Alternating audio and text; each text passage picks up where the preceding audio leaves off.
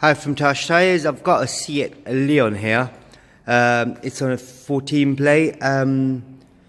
Just going to show you how to reset the tyre pressure light on this. Just before I do that, to check the tyre pressure, obviously you open the fuel cap.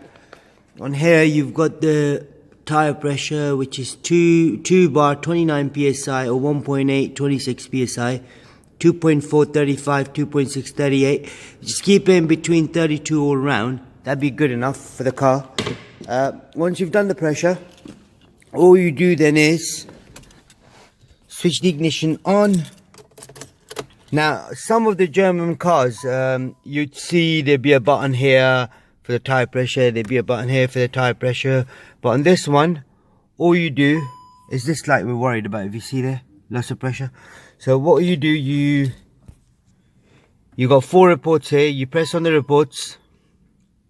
Let's check, see what's our service due now, doors bonnet open, lost pressure, change the car battery, top washer fluid. Now if you press back, right, you go next, it tells you, once you've done the tyre pressure, it tells you to reset it. So you press set, do all your, whatever you done, just say yes, okay. It's just tyre pressure stored. So that light's gone now. So if you go to previous, go back to reports, now the tyre pressure is gone from there.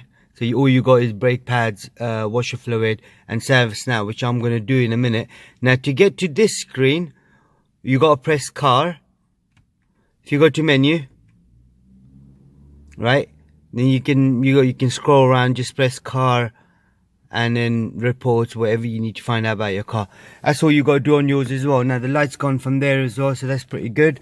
Thanks for watching our channel, and please do subscribe and like our video. Thank you. Goodbye.